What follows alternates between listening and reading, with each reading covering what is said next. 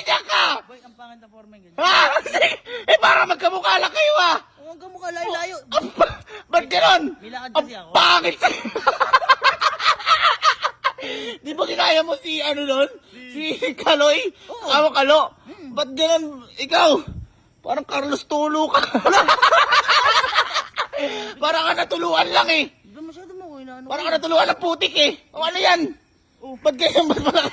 Hindi pala bagay sa'yo yan. Huwag mo ako masyadong Ang inaano. bakit mo? Ba nakakalimutan mo, nandiyan yung mga kapatid ko. O, bakit ang gagawin mo? Re-rest bakan ka namin. Magsusumbong ka? Oo. Ito magsumbong ka! Boy! Apakayabang na to, magsumbong pa? Tara. Akala mo naman kung ano yung mga kapatid mo? Bakit asa? Ano problema? Ano problema? Bakit? Ano mo kapatid ko yan? Ano problema ko yan?